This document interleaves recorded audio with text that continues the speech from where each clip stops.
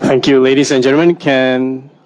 Let's get seated and we can proceed with the taklimat.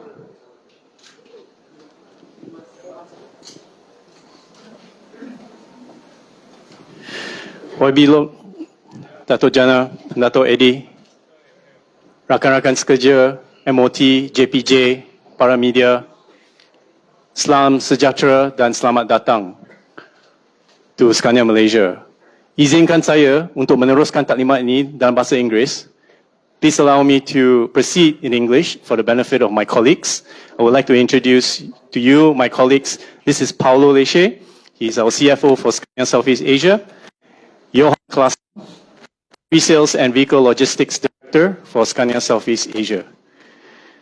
Before I proceed, for safety reasons, I will now brief you on a couple of things. Number one, in the case of emergency, you will hear the alarm bell going. The safety marshal at the back that's Ivan over there. We will follow him to the assembly point across the road. This is a non-smoking building, so anyone who wants to smoke will have to be at the coconut tree right in front of the guardhouse.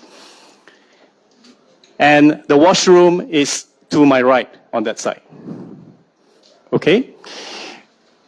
Before I proceed, I would like to thank all of you for coming here. Today, we are going to give you a briefing or taklimat on Scania safety technologies, very specifically on speed limiter devices and also all other safety technology. Before I give the mic to Johan, who's going to take us through this, if anybody has any questions, please feel free to ask. YB, Dato', if you have anything you want to add before I proceed. No, let's go ahead. Johan? Do I need this mic? Yeah, I need a mic. Once again, I want to emphasize what Ian is sharing. Extremely happy to have you here today to talk about safety. A main reason for that is that for Scania, one of our global strategies is to drive the shift to a more sustainable transport system. This is something that we do together with our partners and together with our customers. When you talk about sustainable transport system, you need to consider several pillars. Inclusiveness, safety, health and clean, decarbonization and efficiency. Decarbonization and efficiency comes often early when you talk about sustainability. And that is due to it's easy to measure, it's important for stakeholders, it's important for our customers. That doesn't mean that safety, inclusiveness, and healthy and clean is of less importance. Inclusiveness meaning that the sustainable transport systems need to be available for all people when it comes to different ages, genders, physical status. It should be clean and healthy, of course, not at least in urban areas where you have more traffic, you have emissions from exhaust gases, you have emissions from as noise, as well as the intensity in the traffic as such. But then, of course, safety. And safety not only for our customers, safety not only for our drivers, but all the road users that are in the same sustainable transport system. And safety is why we're here today. And especially the invitation for this brief, or the request for this brief, was to look at speed limitation devices. And for us, there's not really a device. It's a functionality. But all Scania vehicles that you will deliver in the Malaysian market comes with a speed limitation device, certified according to UNR 89. All our vehicles that we put on the road is set with a speed limit of 90 km per hour. And this is being set during what we call the PDI, the pre-delivery inspection. And that is something that we do in one of our captive networks, the workshops here in Malaysia.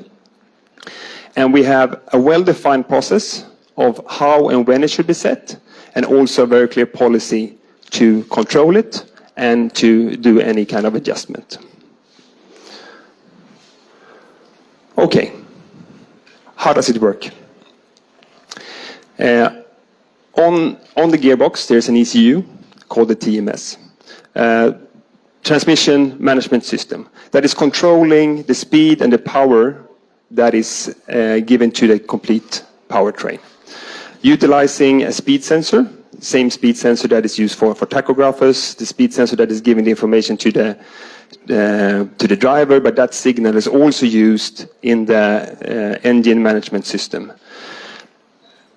And based on what speed that you have set, if you are reaching the maximum speed, the signal will be given to the engine management system that no additional fuel should be added into the engine, and thereby there's no additional power given to the powertrain. So the speed will be kept.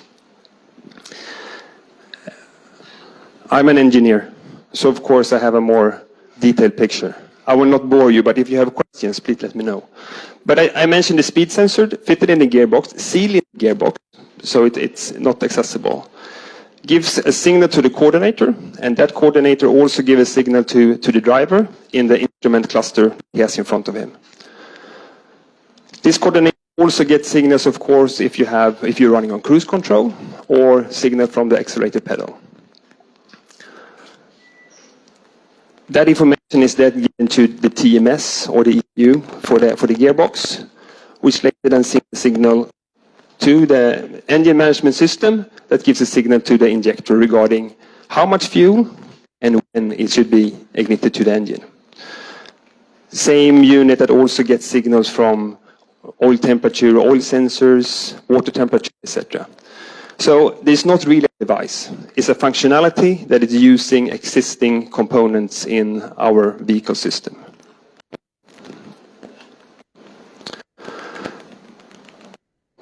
So I mentioned we set the maximum speed limit during the inspection, our workshop. That is down with our mechanics, captive have.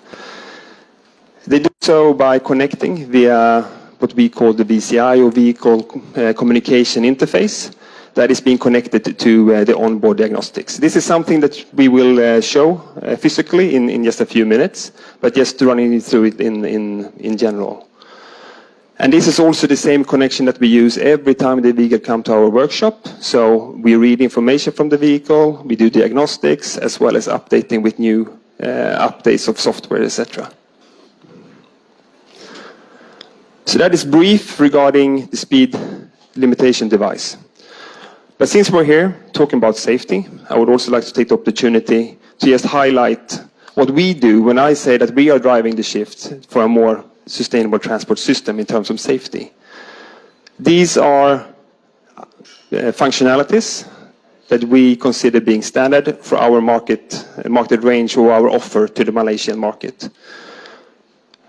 You can see that I have put speed limitation device in gray, because this is actually something that we don't usually talk about. We take this for granted. It has been with us for a very long time. For us, it's a hygiene factor when it comes to the vehicles. You could consider the same when it comes to electrical braking systems, traction control, airbags, etc. It's also a given for us, but it's not really being a clear market demand as such as of today. So this is what we offer today in our current offer to, as standard functionalities in our vehicles. But of course, we have a much wider range when it comes to different safety features. Partly driven in terms of development from customer requirements, but the main driver when it comes to safety features is due to legislation. We are, as you know, a Swedish company. We are based, main market is Europe, and it's a high level of safety demands in Europe, and that's the main driver for having this kind of range of safety features. And I will not run through all of them, but just to highlight a few. You might saw that we had a lane department warning as a standard functionality on our buses. We don't have it on our trucks as a standard yet, but all of these functionalities we can offer to our customers in Malaysia. The lane department warning is functionality to minimize the risk of the driver changing lane unintentional.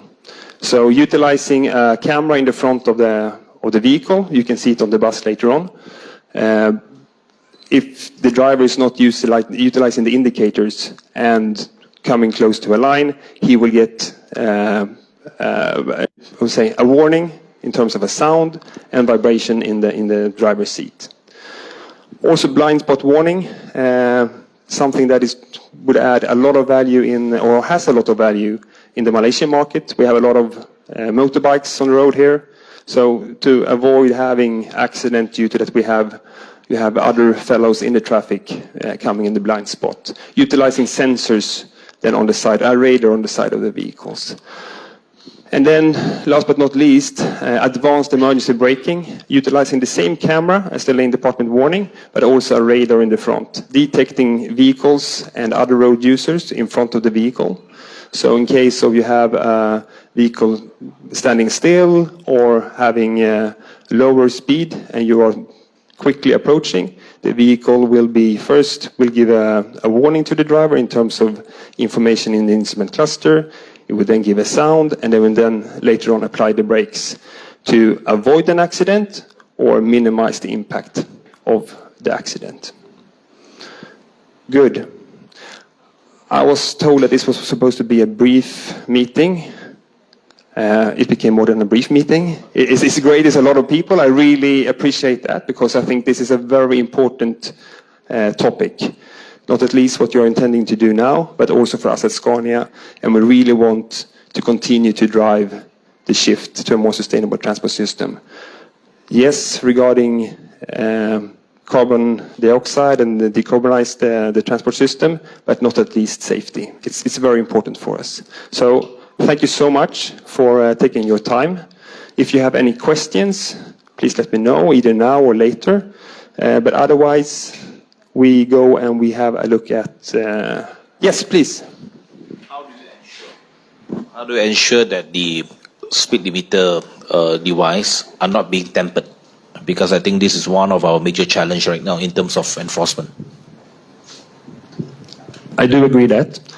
As I mentioned, the only way to set the speed limitation, you need to have the Scania VCI to connect to the vehicle. You need to have the know-how how to do it, and you need to have the software to upload set the speed. Sorry? It's more exclusive to Scania. Yes. But in terms of other products or other buses, is that a possibility of being tampered? If there's a possibility to tamper it, yes, it is. How to avoid that? As I mentioned, every time a vehicle comes into a Scania workshop, we connect the VCI to the vehicle, so we can say what speed is being set. In case we would see any other speed than the speed limit that has been set, in our policy it's very clear written that we emphasize and we contact the owner of the company to inform them. For trucks today, we have already a set in the legislation. It's 90 kilometers per hour. In case the owner of that company would state a different speed, we ask them for a letter from JPJ to confirm that they somehow have the right or a good reason for why they should have a different speed. I think we can only speak on behalf of Scania.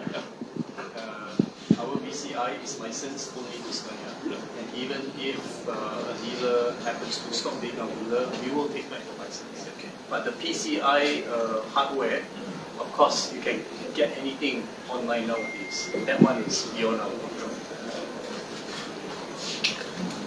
I think that's the biggest challenge right now. Yes.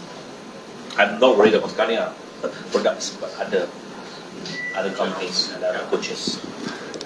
And I fully agree. But that cannot be a limitation for not implementing something like this.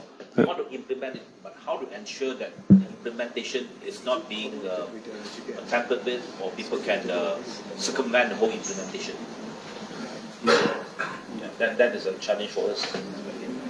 I think this requires further brainstorming, I suppose. But is there any practice in the market or in other parts of the world? How do you ensure that tampering is not happening? A lot of it is mostly self-regulated, and because there is already a law, and generally that is Is there a possibility of a seal? sorry? A seal. I see. Yeah. Okay, so maybe I can answer this question. How we do, yeah, my name is Björn and I am the After Sales Director for Scania Southeast Asia. The way this is limited in Europe is with the tachograph, the intelligent tachograph. And that one measures who is driving, so every driver have their own ID card. It also limits how long they can drive, how far they can drive. It also reads the speed of the vehicle. It can also be read by law enforcement. They don't even have to be close to the vehicle. They can do it via Wi-Fi or Bluetooth. And also the workshops are then accredited by what is the local pushbakom, I guess it's called. And we set it with a what we call a plomb. So we can see if it has been tampered with. And that is how we do it in Europe or in most European countries. And then, of course, it's up to the road police, if they see a vehicle that is driving faster than 90 kilometers an hour, to, of course, do something about it. But it's very complicated with the new tachograph system and with our limitations to circumvent this, to go around it. That is very complex. And it will be even more complex with the new IT laws that Europe is implementing. So, yeah, that will be almost impossible. IT laws that we are also fulfilling in the vehicles we bring to Malaysia as well. It's the same vehicles that we offer in the European markets. It's the same vehicles we offer here in Malaysia. So in terms of cybersecurity, for example, there is additional law enforcement in Europe now, and that we will fulfill with our vehicles here in Malaysia as well. So it will become more and more difficult to access vehicle software. I've got a question. Yes. Is this linked to GPS? Because GPS detects the speed of certain places. Yeah, it's sometimes 50, 60 already. The speed limitation device is not connected to GPS. That is just controlling the vehicle based on vehicle data that it received. But all our vehicles in Malaysia are connected with a fleet management system. So you can get a report and you know exactly the speed of the vehicle at every given time. If you have a driver identification in the vehicle, you can see which driver who has been driving the vehicle at a certain time. Also in our vehicles, we have a geofencing system. So a customer can set up, for example, that when they reach the port, the vehicle cannot travel faster than 30 kilometers an hour. Or you can set, for example, that in an area where there are a lot of schools, you can only travel at 25 or 30 kilometers an hour. This is a function that we have, and it's quite commonly used in Europe by bigger customers. Your speed limiter is linked to that. It is linked to that, and also it goes with GPS. So the vehicle knows, or the system knows exactly where the truck is, or the bus, and it can then limit the speeds. And you can have different geofencing areas. For example, when you're on the highway, it can be 90. When you get closer to the city, it can be 70, if that is the maximum speed limit, and so on. If you're downtown, it can be 45. Yeah. What happens if when the bus passes through certain area where there's no internet level? Yeah, I mean, basically the GPS in most places will work. It will work. Yeah, without internet it works. Yeah, the GPS will work without. Yeah, so if you have a GPS signal, and today with the Inmarsat and the systems we have, it is globally a very high coverage. And then, of course, if the vehicle knows that, or it loses completely connection, it will still stay on the speed limit that was. Yeah. Correct. Yes. To clarify that, the speed limitation device will never be overruled by the geofencing.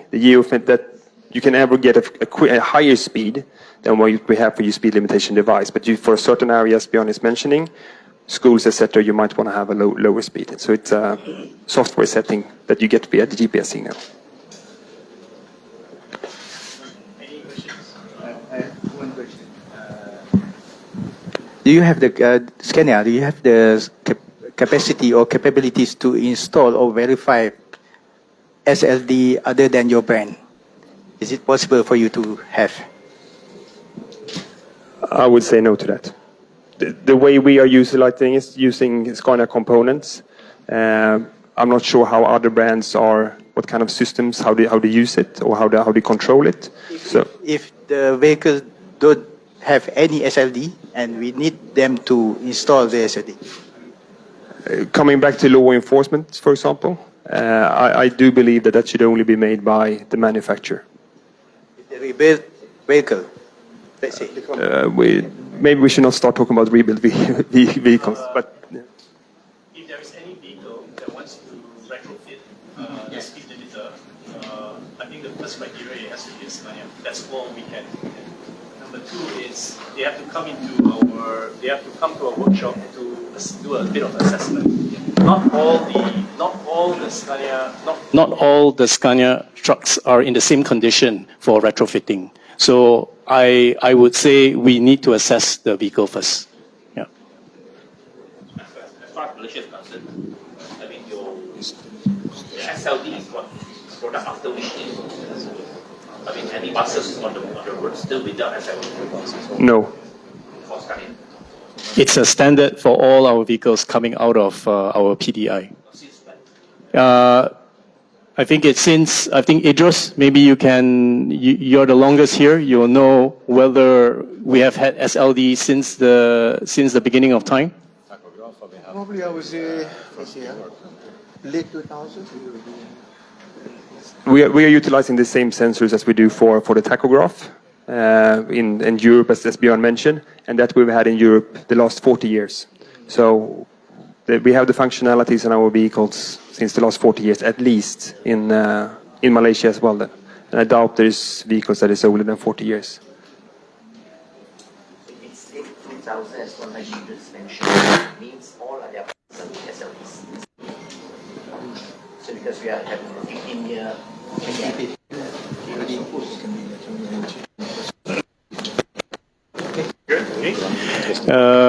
The next thing we'll do is we will show you the speed limiter using the OBD.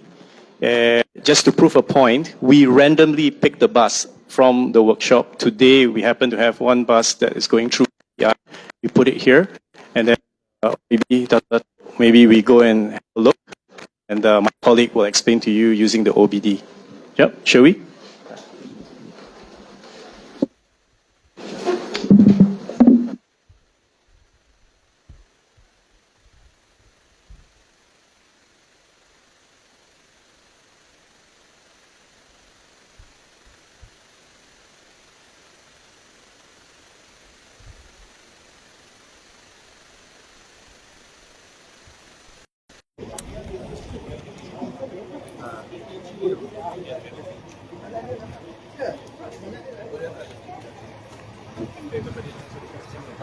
Abang media ni. Bagi. Wah, tidak minta buka tau. Buka pula dia. Dah.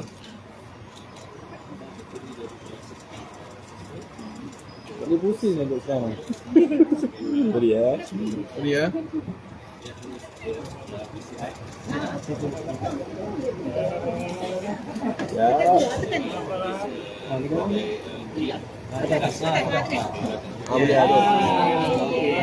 Salah Pak, kasih laluan. Bali ke bang?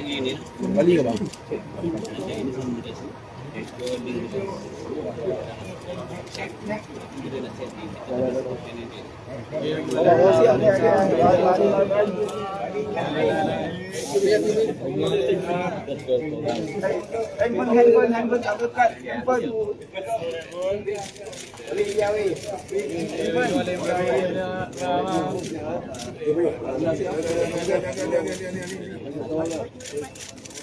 Okey dah. Dia tu.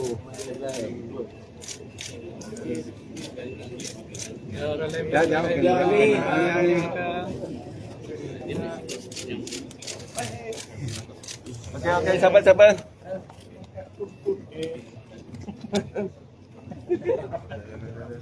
Okey dah.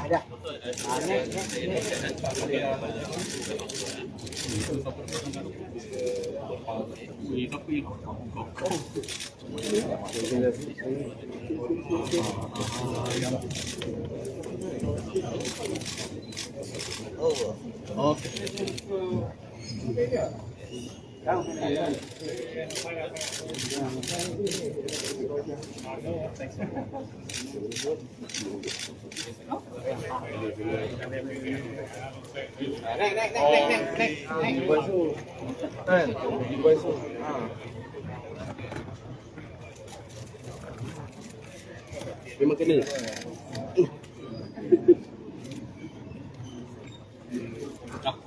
Tengok. Lebih best tu.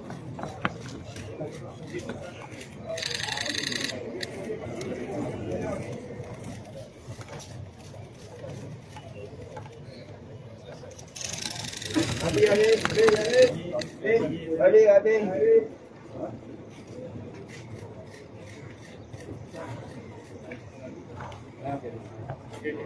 Oh, patah. Lepas tu.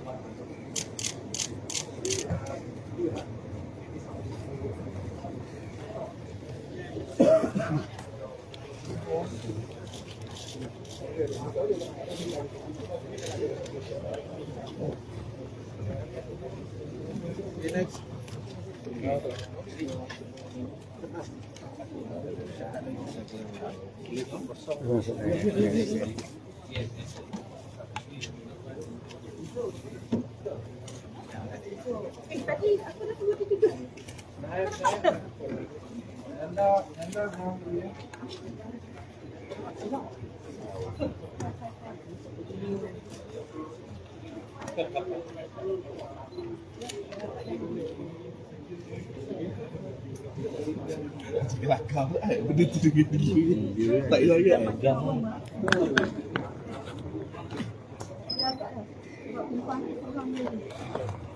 Kalau tinggi boleh ke belakang, tak boleh ambil dari atas.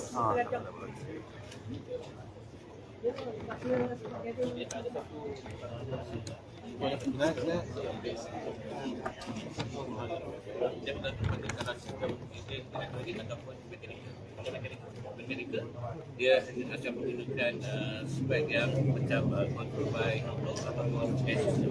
Dalam maksud saya, ada apa-apa dia punya boleh stop mana? Ada. Kalau mechanical ni, dia mesti mana? Memang ada pasal dekat electrical system. Yeah, majority of the time is actually software. Only software. So you don't need the device. You need electronic wiring to link to the mechanical one. Because you're suffocating this. This one only for Communication. This is PCI. This is only for communication.